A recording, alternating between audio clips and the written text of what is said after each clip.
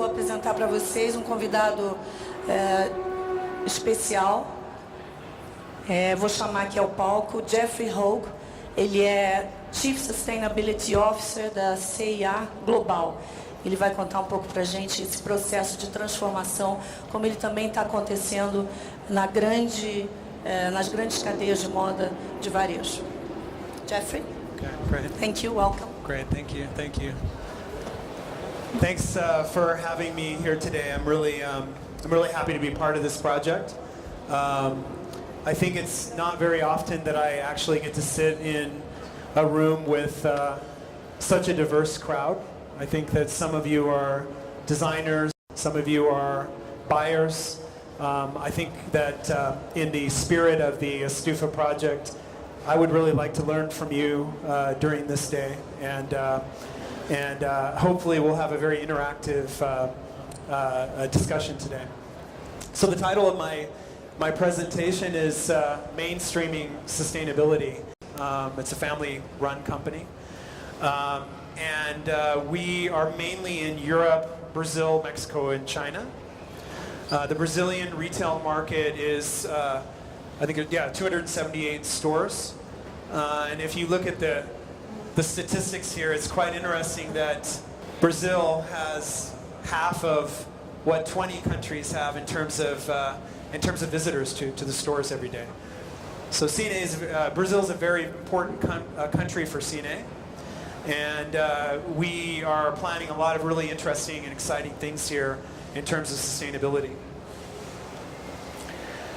So a little bit about the fashion industry. I'm not sure if you talked about this previously, but there are mainly two issues in the fashion industry now that prevents us from creating a more sustainable future. The first one is that it's a very resource-intensive industry. The raw materials that are used to produce fabrics primarily come from agriculture, from cotton agriculture. The synthetic fabrics come from petrochemicals and from the oil industry. And through the processing, there are a lot of different types of chemicals used to process fabrics. A lot. I think the last count there could be up to 8,000 different chemicals used in the apparel industry in terms of processing fabrics. And those are things like dyes, fabric softeners, optical brighteners, other types of treatments that allow the fabric to have a soft hand feel. That alone is a very interesting challenge. On top of that, you have a lot of social issues in the apparel value chain with labor and human rights issues. I'm going to talk a little bit more about those as I go through the presentation, but if you look at the Brazilian context, which is quite interesting, 4 years ago, a lot of the apparel production was occurring in Asia, and with the financial crisis and with the political crisis, a lot of the apparel production came back to Brazil. And so when you look at the industry itself, it's a highly fragmented industry. There's a huge informal industry where workers don't have formal contracts with their employers. But I think that the one thing that is really depressing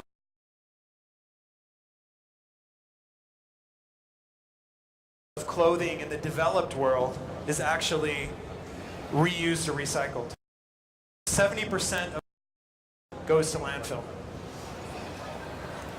It's amazing. It's amazing. I mean, you never know how clothing are produced a year globally. Just a guess, anybody?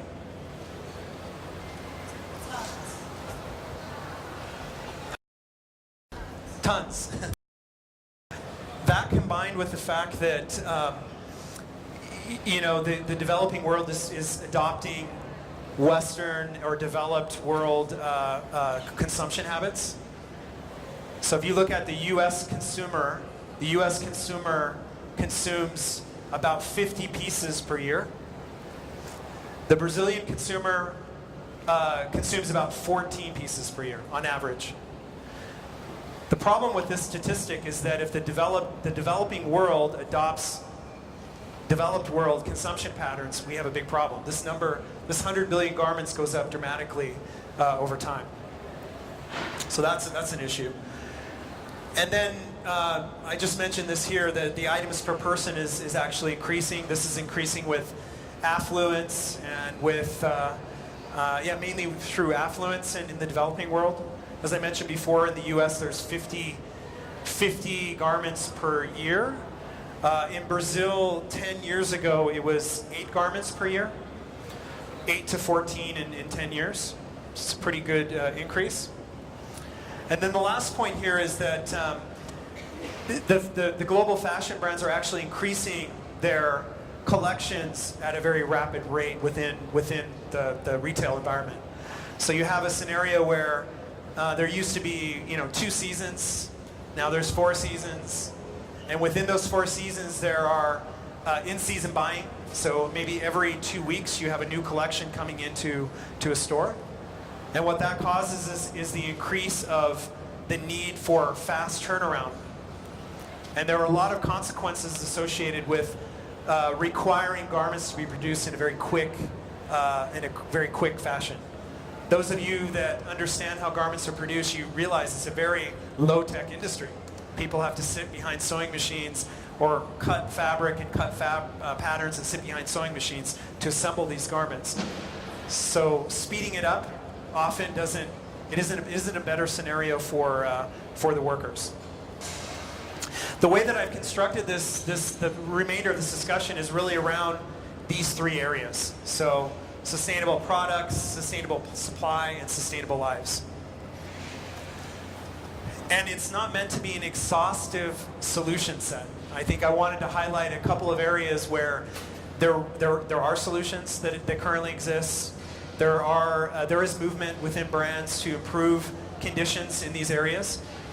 The first one, if we talk about a key challenge in sustainable products, I mentioned earlier that cotton is one of the key raw materials for the production of garments.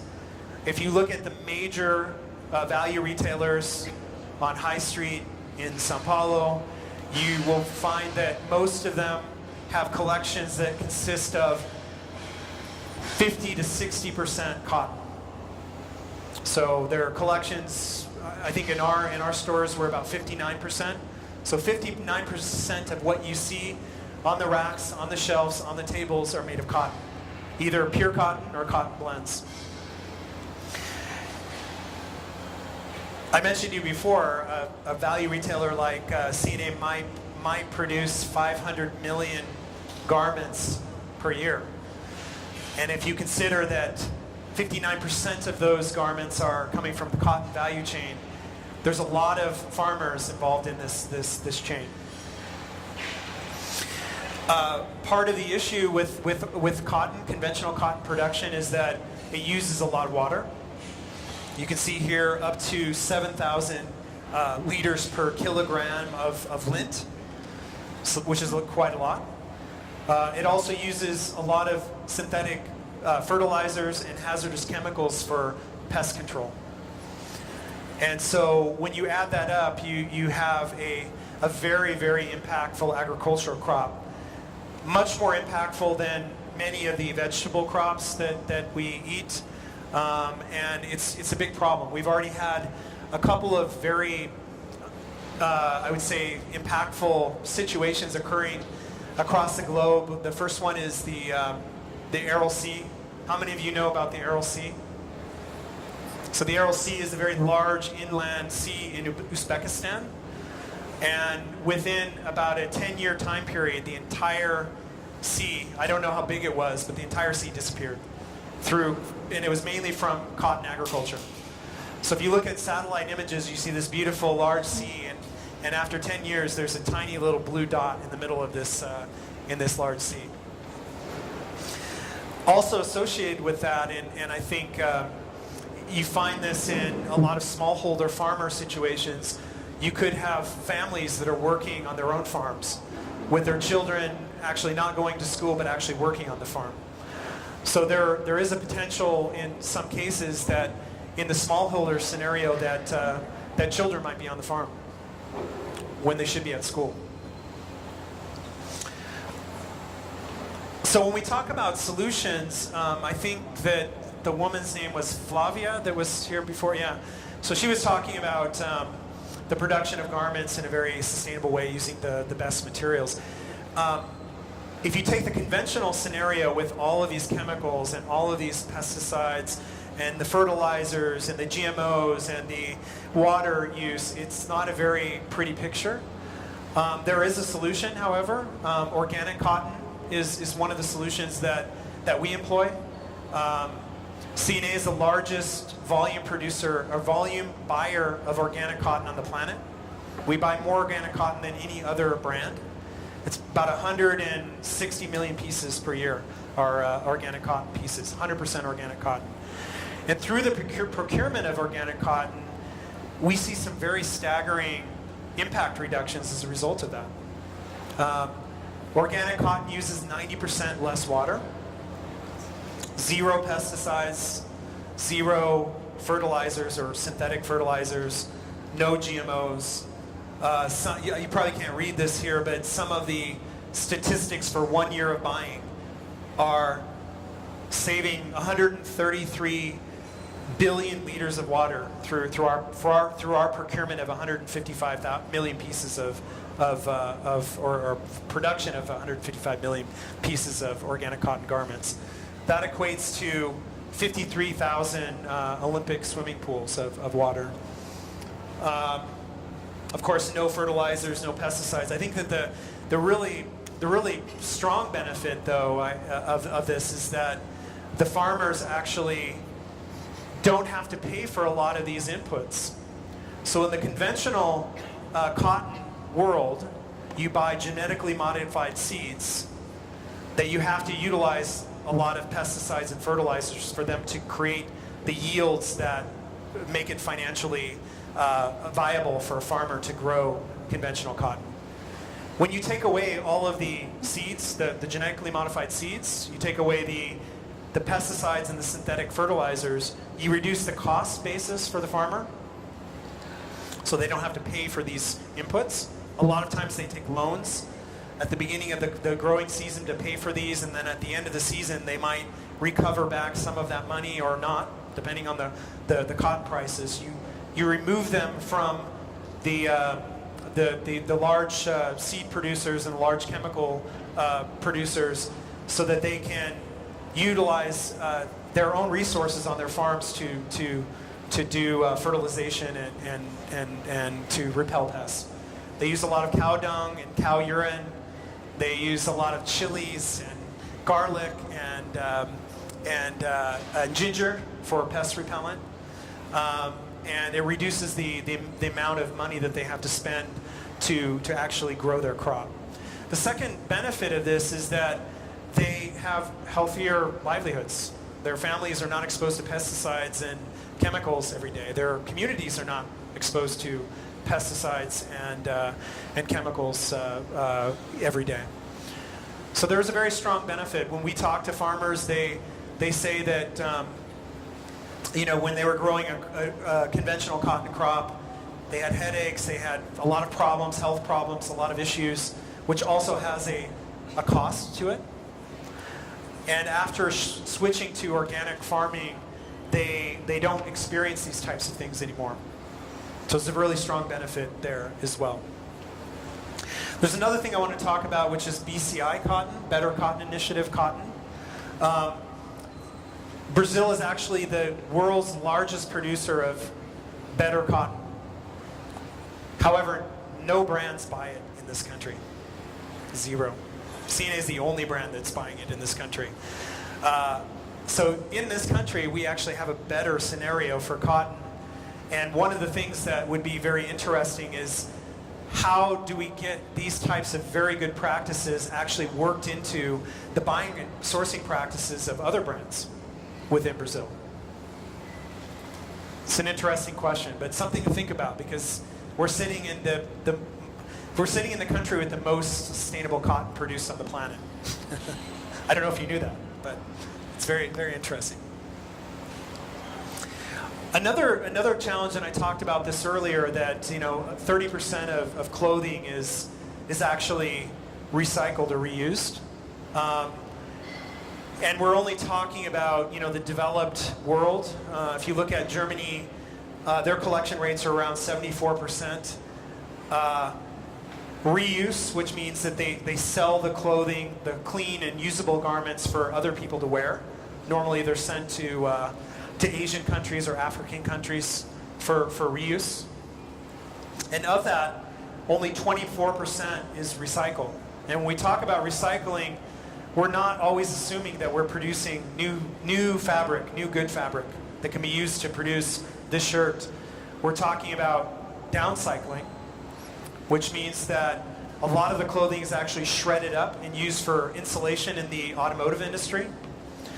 It's also used for wipers, for rags, for automotive shops and to clean your windows and that type of thing, which is a tremendous leakage of value. If you have this very high quality fabric that's still usable where the fiber is still intact, the idea would be, how do we take these fibers back into a new garment or into another product that has high value?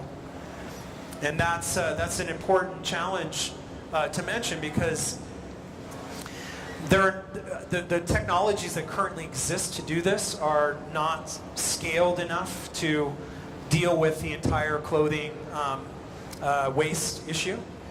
The technologies, if you have a blended garment, so you have a fabric that's a blended polyester cotton garment, you can't really separate the cotton from the polyester, so you can't really take the cotton and use it for a cotton garment and take the polyester and use it for a polyester garment. So there's big challenges with the technology. There also are large challenges with technologies that currently exist that are not being scaled for whatever reason. They might be too expensive. There might be trade barriers from a production country or from a country producing the machinery or technology to a sourcing country, and that sort of eliminates the ability to use some of these technologies for recycling. The other part of it is that there are technologies that currently exist that reduce the environmental impact dramatically. Things like waterless dyeing for polyester fabric. It currently exists. It exists at scale. But for whatever reason, it's not being implemented in the sourcing countries like China and Bangladesh and India and Cambodia because it's too expensive. Oops. So in our case, seeing that there is this issue and that these innovators have a lot of challenges to bring their technologies to scale. It could be lack of access to capital. It could be that they're just great entrepreneurs, but they're not very good business people, so they can't run good businesses. It could be a variety of different factors which preventing them from scaling their technologies. What we've decided to do this year on behalf of the CNA Foundation is to support a project that will accelerate late-stage technologies, so these technologies that I mentioned before that are available but for whatever reason are not being scaled, and to incubate early-stage technologies so that we can take these really good ideas that will transform the industry to scale over time. This is going to launch actually on the 30th. You guys are the first people to actually see this. So watch out on social media and watch out, this will be launching on March 30th in Amsterdam at the building that where our accelerator will be located. Why is this important? I think, unfortunately, there are cases in the fashion industry where these types of things are seen as a competitive advantage. Personally, I don't believe that if we're trying to save the planet or trying to improve compliance or trying to improve human rights, that it's something that we should compete on. if we really want to scale this type of stuff, we need to all come together. We need to fall behind the innovators that are going to win and agree that we will adopt these technologies going forward. So we need to create convergence in the industry to fall behind certain practices or technologies that will transform the industry. In the CNA global production, the sewing workshops, we have 900,000 people working in these factories. They're not our employees, they're our suppliers' employees. 900,000 people, almost 1 million people working to produce the garments for CNA. If we can envision that in 20 years from now that there will be 900,000 people sitting behind sewing machines producing garments for CNA, I think we failed. I really do. This is a very low-tech industry, and there are technological advances that can be made here that can reduce human rights issues, labor rights issues, environmental impacts that we need to all support as leaders in the industry to move forward. The other challenge is that the fashion industry is the #2 most polluting industry on the planet, behind the oil industry. I mean, think about that. I mean, does everybody know that fact in here? Yes? I see a lot of people, some people saying no, yes. It's a pretty amazing fact, actually. If you compare oil production, drilling, refineries, petrochemical production with large buildings with people sewing. To me, it's hard to conceptualize that this industry can be so impactful.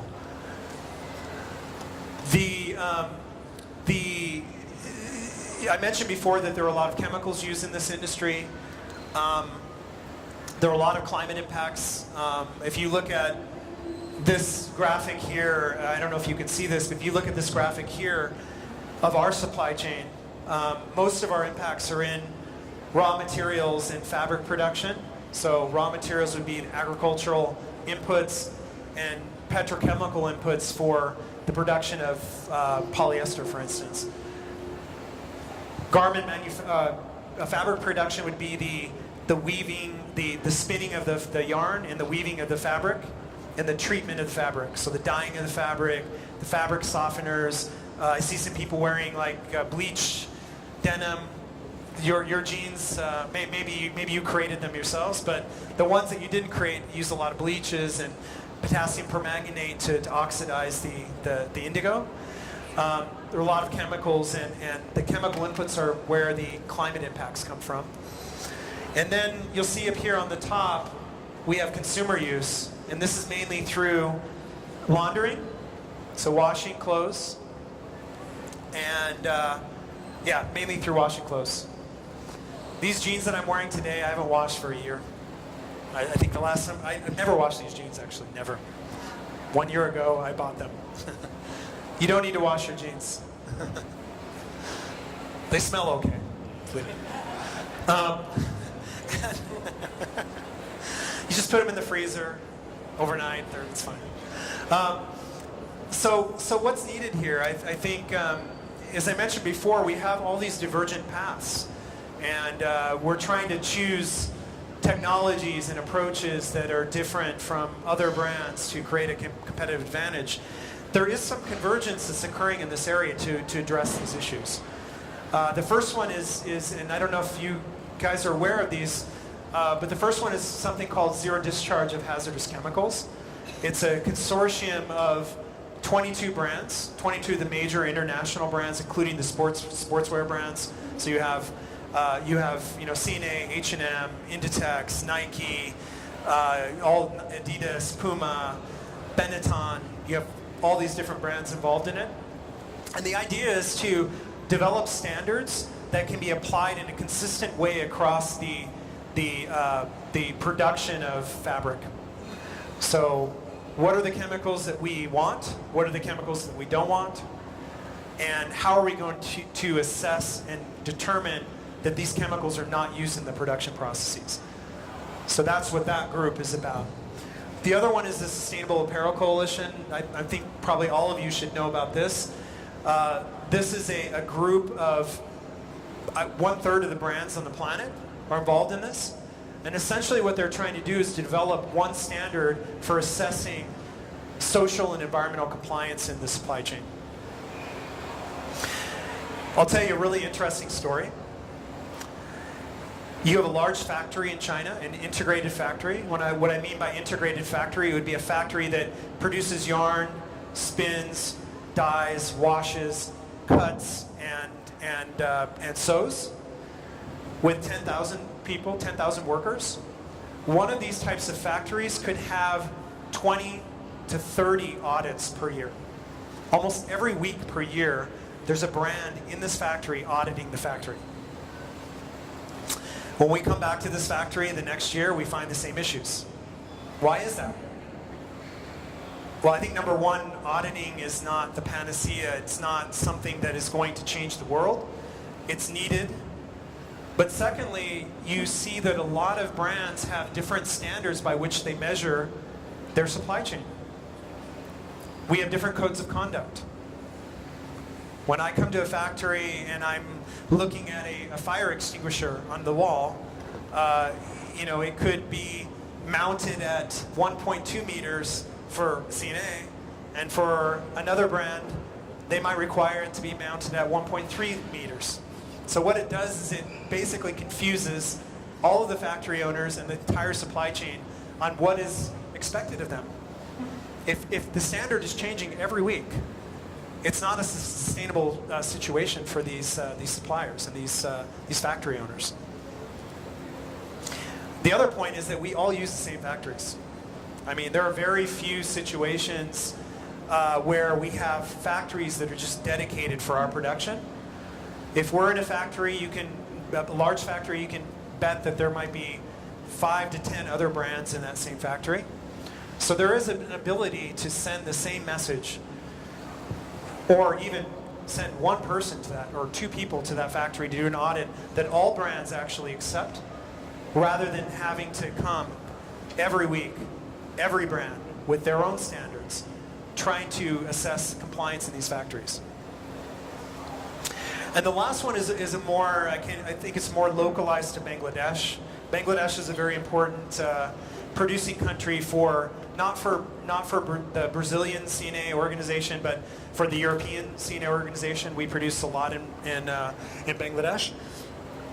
The Bangladesh Pact is a consortium of 13 major brands that have a lot of production in Bangladesh, focused on increasing environmental efficiencies within factories.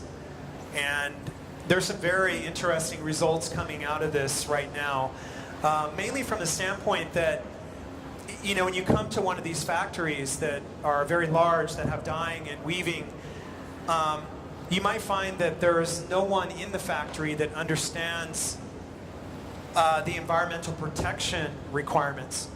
They normally don't have environmental engineers or compliance specialists.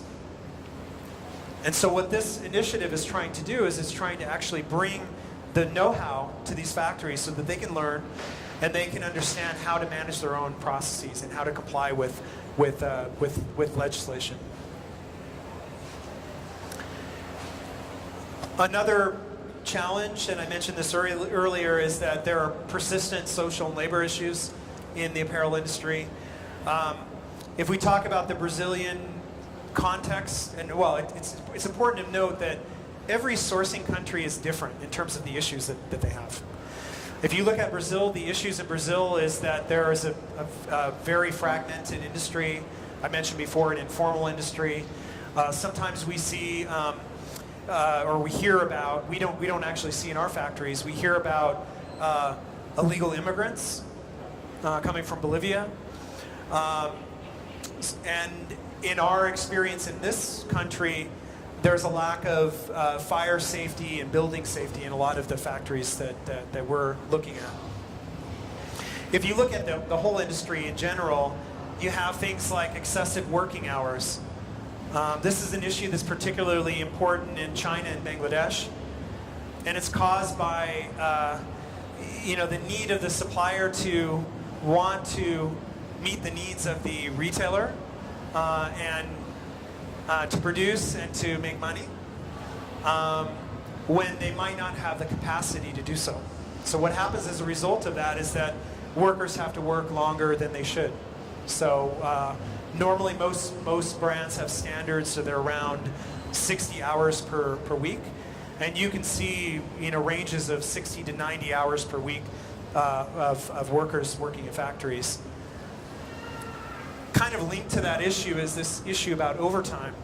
So if they're working from 60 to 90 hours, they're also, in most of these countries, they're required to be paid overtime pay, and a lot of times they're not paid overtime pay.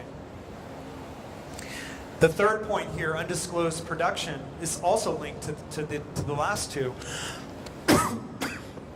If a factory doesn't have the capacity and they've actually extended the working hours to the maximum and they still don't have the capacity, there could be situations where they put the production into undisclosed production units.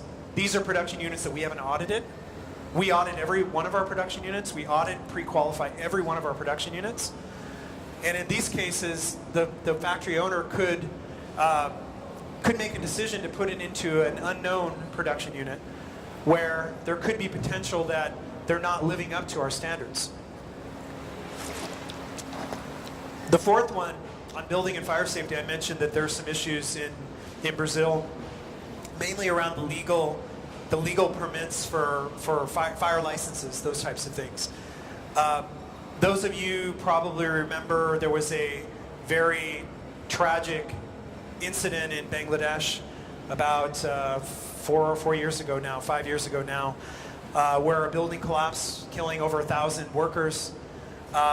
These are the types of things that we're trying to overcome in this industry, knowing that when these buildings were constructed, they weren't constructed to code, they didn't attain proper licenses and approvals, and now we need to either stop working with them or bring their buildings up to a standard that meets our own internal standards.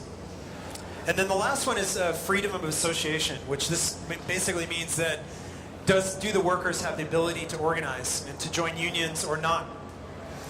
And in some countries, like China for instance, there's no real promotion of unionization, and it's actually prevented. So trying to overcome and bring worker voice up to the management level in these factories is a key issue. It's not saying that, you know, that we want unions. Unions are the solutions, but what we're saying is that we want to develop social dialogue mechanisms within factories so that workers can organize and bring their voice to management. And if they want to unionize, they should be able to unionize. It's a right.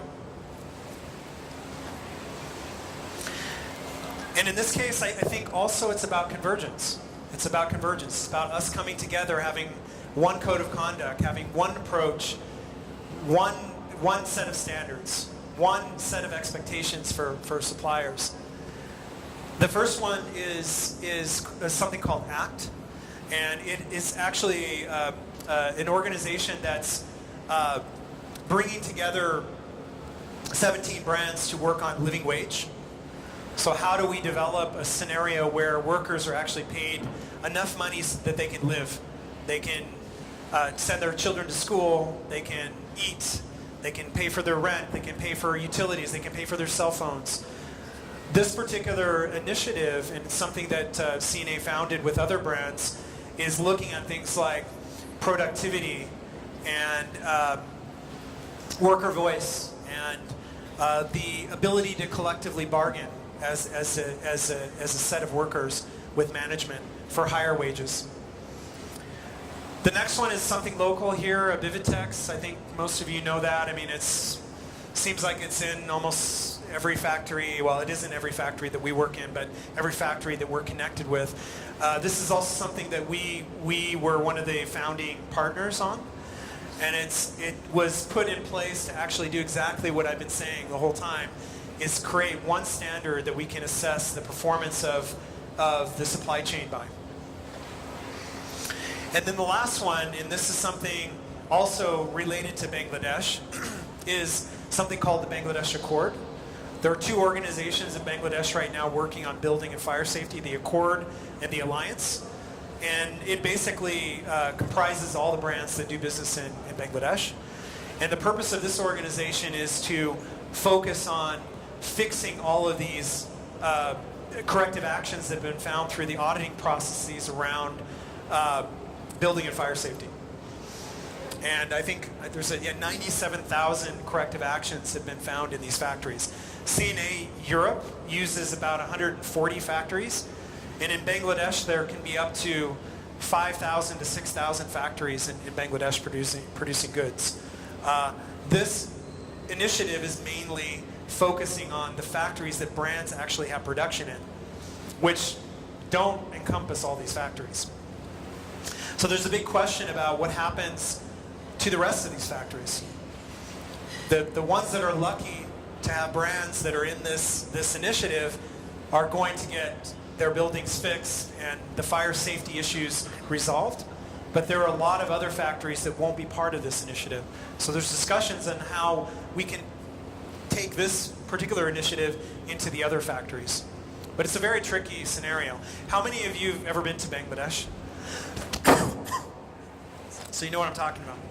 You come out of the airport, you know, it's a place where you come out of the airport, you can walk across the street from the airport, and you can walk right into an apparel factory. It's just right there. And every building's an apparel factory. Every building's an apparel factory, pretty much. It's mind-boggling. And the issues there are very interesting because you have very tall buildings. So you might have a 8 to 10 story building with 2, 3, 4, 5,000 workers in the building. Whereas in this country, you never see that type of scenario. So you can imagine the risk of having a fire in a 10-story building is much higher. The risk to people is much higher than it would be in a small workshop or a one-floor workshop. So on sustainable lives, I think this is a challenge but an opportunity, and I would not underestimate this at all. I think you saw in our previous, in this slide about CNA, we have 60,000 workers in our factories. I'm sorry, 60,000 workers in our company, in our retail environment, in our stores, in our head offices. And what you're seeing today, mainly with millennials and aspirationals kind of coming into the workforce, that workers are trying to find purpose. They want to work for companies that have purpose. And these are the people like you that are making the decisions also in the company about what fabrics you buy, what dyes you use, what factories you put your production in. And what we're finding and what we're seeing is that through the engagement of employees on our sustainability strategy and on the key focuses areas of our sustainability strategy, we're able to actually increase engagement quite dramatically. I can't remember the numbers. I think they're in the 90 percentile. They're between 85 and 90 percentile engagement on sustainability just through the efforts that we've done to bring our staff and stores up to speed on the sustainability attributes of products. Also engaging them on key issues related to our industry. And here's an example, and I have a statement here, engagement that makes sense. If you look at the CNA value chain, and I mentioned before, we have 900,000 workers in factories that produce for our suppliers for us. Most of these workers are women. About 80 to 90% of our store staff are women. And and our target customers are women. So women are so important to our business, both in terms of our customer, our employees, the people that actually produce the product, that we decided a couple years ago to run an engagement exercise with our employees. And we had about half of our employees actually participating in this event. It was an event where employees could take pictures of themselves, a selfie of themselves. We called it the unselfie, and with a picture of a woman that inspired them. And for every selfie that we attain from our employees, we donated to charities that support women. And we were able to actually raise about 1 million euros just for a one-day event in our company and engage half of our employees on this issue. And I think what it did for us is it really brought this issue of the supply chain and the gender issues to the forefront and to the knowledge of our employees so that they could actually make, or they're equipped to make the right decisions in the future. It's really great. We actually did a benchmarking study, and for employee engagement exercises, you often see from 10 to 15% participation rate at the very high end. So a very successful employee engagement event would be maybe 10 to 15%. Having 50% of our employees actually involved in this was spectacular, all the way down to the store level. And the last challenge is, for Sustainable Lives is around consumers. And I mentioned to you that consumers have a part to play, and brands have a part to play in terms of how we engage consumers. If you look at a current study, this is from GlobeScan, a company that we work with. Some of you probably know the Edelman Trust Barometer. These guys do kind of the same type of survey. If you look at the most trusted institutions, global companies are almost, I mean, nobody trusts companies, essentially. Those of you that can't read this, the most trusted institution are scientific and academic institutions, followed by NGOs, followed by the United Nations, national companies, so companies that are based in Brazil or Brazilian companies, and the global companies are almost at the end, right above national governments, which makes total sense. I'm American, so you can read between the lines on that one. The other point here is that while sustainability is important to brand reputation, it tends to be one of the lowest drivers of purchase practice or purchasing behavior. So when consumers go into stores, they buy products because they look good, because they fit well, because the price is right, because the quality is good, but they hardly ever buy products because of their sustainability attributes as the first choice. So that's the challenge. And then I think the last one, which is very interesting, is that consumers are confused by what sustainability actually means. I mean, can you imagine talking to a consumer about a carbon footprint, or a water footprint, or greenhouse gas emissions, or even forced labor? I mean, these are very complicated subjects that are very difficult to communicate in for the wide demographic of consumers to actually understand. So what we're talking about here is really the holy grail of sustainability. And I really mean this. I don't know of many brands that have actually done this well. We're all trying.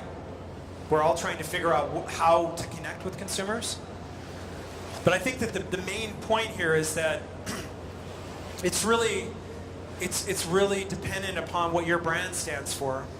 In my experience, when you have a sustainability marketing campaign or a sustainability program that sits outside the brand or is part of, it's a separate department that doesn't interact with the commercial organization or with the consumer, you have a really difficult time actually connecting with consumers and connecting with your own organization in terms of driving change. So I was thinking about this and trying to figure out, what would be the top 3 things that we could do collectively as an industry to kind of move this forward and to bring something that's more intelligible to consumers going forward. I think the first one is that consumers value certification. I mentioned before that we're the largest volume buyer of organic cotton. Having an organic cotton that's certified by a credible third party brings the credibility of our claims up. I think if we were to develop our own standard internally, it really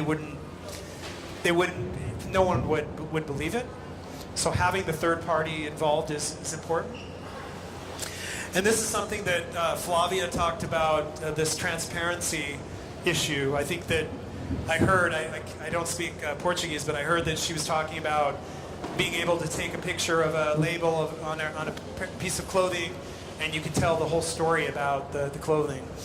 That's a really interesting point, because when we look at our consumers, or customers, or consumers just in general, they do want to know where their clothing is made. They just don't know what they want to know about that. They don't want to know all the nitty-gritty details, but they definitely want to know how this clothing is made. We just conducted a consumer research study that just closed in November, and this is one of the key issues that have been brought up. That consumers want to know where their clothing is made. If we're talking about carbon footprints and water footprints, it's not really going to catch people. I think creating this emotive story and the emotion behind this woman working in this field and how her life is better as a result of this product being produced is important, and is something that can be connected with consumers a lot easier. And then the last point that I'm going to make is you know, we talk a lot, and I don't know if you guys have heard this today, but we talk a lot about educating the consumer. We need to educate the consumer. Do you really think we can educate the consumer? Every different demographic, I'm looking in this audience, I see people from different cultures, backgrounds, races, genders, gender identities, whatever. Do you think we can educate every consumer in a way that will resonate with them and they will connect with? Maybe. I don't know. I think that there's really two choices here. You could spend all your effort on educating consumers, or you spend your effort on doing the right thing.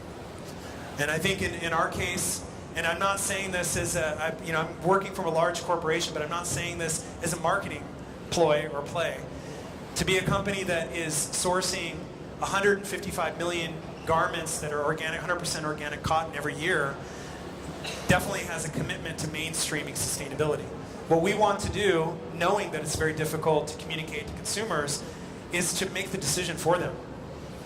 And we want to be a brand that the consumer sees as taking the right decisions on behalf of the supply chain, on behalf of the communities, on behalf of the environment, on behalf of the consumer.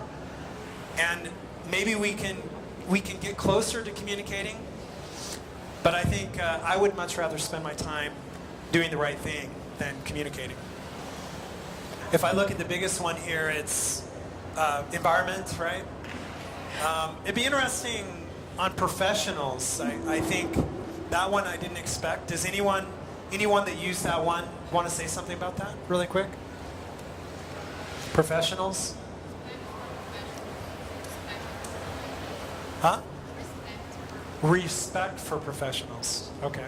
Respect for professionals. What does that mean? Labor respect, right? Oh, okay. Respect for workers, right? Okay. Is there anything that pops out here as being surprising to you? All these seem very, I would have expected all of these, I think. Workers, professionals, recycled, work, adequate, respect, fair. Is any other additional question related to this?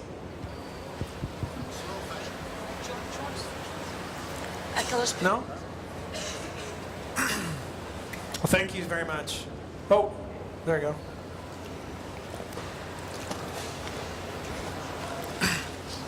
Boa tarde. Só uma questão. Você tem falado muito sobre o algodão orgânico. Hoje, o que se entende aí nas literaturas é que existem algumas matérias-primas com pegadas sustentáveis. Uma é o algodão orgânico, outra é as próprias poliamidas biodegradáveis e a outra são os próprios desfibrados, né? O aproveitamento do retalho. A CIA está investindo mais no orgânico ou ela está vendo todas as formas de produção a partir de diversas matérias-primas? Okay, that's a really good question. So on cotton, we're going after organic and BCI, like you mentioned. On viscose, we're part of an initiative called the Canopy Style Initiative, which is basically driving FSC certified viscose. And our Chinese organization this year will have 100% more sustainable viscose. In polyester, it's mainly certified recycled polyester. So at least in those three areas where we have strong programs, in smaller fabric sources like wool, we use recycled wool. I'm trying to think what else. Recycled wool, responsible down, RDS certified down, which is down that's been plucked in an environment against animal welfare standards.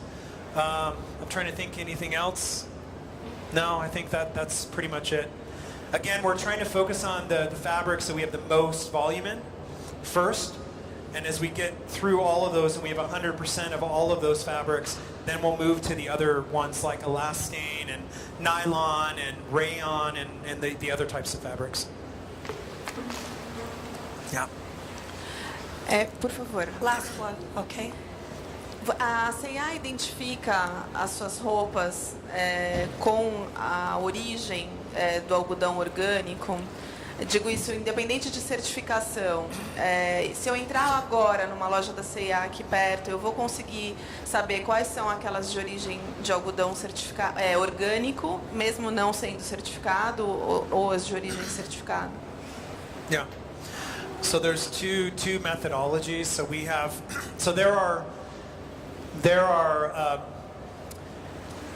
when you come to a store, you'll see two things. You'll see either a small round green label that says sustainable cotton, which could be organic cotton or BCI cotton. There will also be what we call tag-on organic cotton, which will say something like, "We love bio cotton" on it. And it's mainly where you'll find it is in basics, in kids wear. So children, maternity, babies, and kids. Those are the main focus areas. In the more sustainable cotton, I think we're moving into jeans, denim, so you'll find it there as well. But there should be this round tag. I've seen it.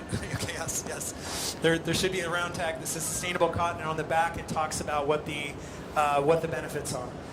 The last time I was in a store, and I'm going to go to a store today, there were also in-store videos on what sustainable cotton is. There's rail cards. There's announcements in the store.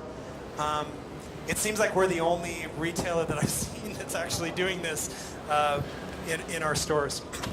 And the benefit of it is that the consumer is actually recognizing us. So when we did our consumer research, our last consumer research, they mentioned more sustainable cotton is an attribute associated with the C&A brand. So whatever we're doing is working, but we have a long ways to go. Yeah. Thank you. Thank you, Jeffrey, very much. Thank you.